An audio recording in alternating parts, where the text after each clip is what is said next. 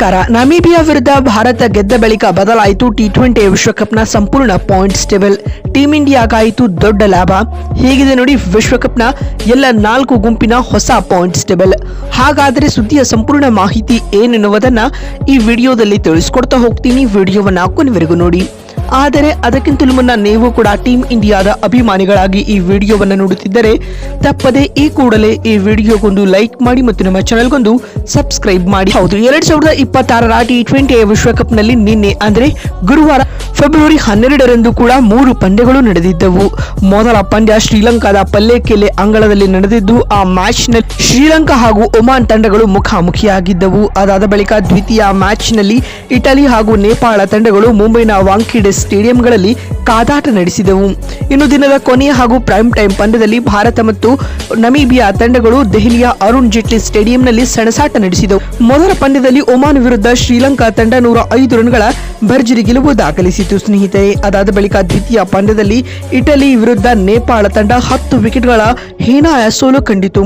ಇನ್ನು ಕೊನೆಯ ಪಂದ್ಯದಲ್ಲಿ ಟೀಂ ಇಂಡಿಯಾ ನಮೀಬಿಯಾ ವಿರುದ್ಧ 93 ರನ್ಗಳ ಭರ್ಜರಿ ಗೆಲುವು ದಾಖಲಿಸುವುದರೊಂದಿಗೆ ಇದೀಗ ಅಂಕಪಟ್ಟಿಯಲ್ಲಿ ಟೇಬಲ್ ಟಾಪರ್ಸ್ ಗಳಾಗಿ ಕುಳಿತುಕೊಂಡಿದ್ದಾರೆ. ಹಾಗಾದ್ರೆ ಇದೀಗ ಬಿಡುಗಡೆ ಆಗಿರುವ ಎಲ್ಲ 4 ಗುಂಪಿನ ಹೊಸ ಪಾಯಿಂಟ್ಸ್ ಟೇಬಲ್ ಪಟ್ಟಿ ಯಾವ ರೀತಿಯಾಗಿದೆ ಅಂತ ನೋಡ್ತಾ ಬರುವುದಾದ್ರೆ, ಮೊದಲನೇದಾಗಿ ಎ ಗುಂಪಿನ ಬಗ್ಗೆ ಮಾತನಾಡುವುದಾದರೆ ಭಾರತ ಮೊದಲ ಸ್ಥಾನದಲ್ಲಿದ್ದು ಟೀಂ ಇಂಡಿಯಾ ಆಡಿದ 2 ಪಂದ್ಯಗಳಿಂದ 4 ಅಂಕಗಳನ್ನು ಪಡೆದುಕೊಂಡು ಉತ್ತಮ ನೆಟ್ ರನ್ ರೇಟ್ ನೊಂದಿಗೆ ಮೊದಲ ಸ್ಥಾನದಲ್ಲಿದೆ. ಇನ್ನು ದ್ವಿತೀಯ ಸ್ಥಾನದಲ್ಲಿ ಪಾಕ್ ಪಡೆಯಿದ್ದು, ಪಾಕ್ ಕೂಡ ಆಡಿದ 2 ಪಂದ್ಯಗಳಿಂದ 4 ಅಂಕಗಳನ್ನು ಸಂಪಾದಿಸಿಕೊಂಡು ನೆಟ್ ರನ್ ರೇಟ್ ಆಧಾರದ ಮೇಲೆ ದ್ವಿತೀಯ ಸ್ಥಾನದಲ್ಲಿದೆ. ಹಾಗೂ 3ನೇ, 4ನೇ ಮತ್ತು 5ನೇ ಸ್ಥಾನದಲ್ಲಿ ಕ್ರಮವಾಗಿ ನೆದರ್ಲ್ಯಾಂಡ್, ಯುಎಸ್ಎ ಮತ್ತು ನಮೀಬಿಯಾ ತಂಡಗಳು ಕಾಣಿಸಿಕೊಳ್ತಾ ಇವೆ. ಈ ಗುಂಪಿನಿಂದ ಭಾರತ ಮತ್ತು ಪಾಕ್ ತಂಡಗಳು ಸೂಪರ್ ಎಂಟರ್ ಹಂತಕ್ಕೆ ಹೋಗ್ತವೆ. ಮತ್ತು ಬಿ ಗ್ರೂಪ್ ನೋಡುವುದಾದರೆ, ಬಿ ಗ್ರೂಪ್ ನಲ್ಲಿ ಶ್ರೀಲಂಕಾ ಮೊದಲ ಸ್ಥಾನದಲ್ಲಿದ್ದು, ಲಂಕಾ ಆಡಿದ 2 ಪಂದ್ಯಗಳಿಂದ 2ರಲ್ಲಿ ಗೆಲುವು ದಾಖಲಿಸಿ 4 ಅಂಕಗಳೊಂದಿಗೆ ಮೊದಲ ಸ್ಥಾನದಲ್ಲಿದ್ದರೆ, ಆಸ್ಟ್ರೇಲಿಯಾ 2ನೇ ಸ್ಥಾನದಲ್ಲಿದ್ದು, ಆಸೀಸ್ ಕೂಡ ಆಡಿದ 1 ಪಂದ್ಯದಿಂದ 2 ಅಂಕಗಳನ್ನು ಪಡೆದುಕೊಂಡು ದ್ವಿತೀಯ ಸ್ಥಾನದಲ್ಲಿದೆ. ಹಾಗೂ 3ನೇ, 4ನೇ ಮತ್ತು 5ನೇ ಸ್ಥಾನದಲ್ಲಿ ಜಿಂಬಾಬ್ವೆ, ಐರ್ಲೆಂಡ್ ಮತ್ತು ಒಮಾನ್ ತಂಡಗಳು ಸ್ಥಾನ ಪಡೆದುಕೊಂಡಿವೆ. ಈ ಗುಂಪಿನಿಂದ ಲಂಕಾ ಹಾಗೂ ಆಸ್ಟ್ರೇಲಿಯಾ ಸೂಪರ್ ಎಂಟಕ್ಕೆ ಹೋಗ್ತವೆ.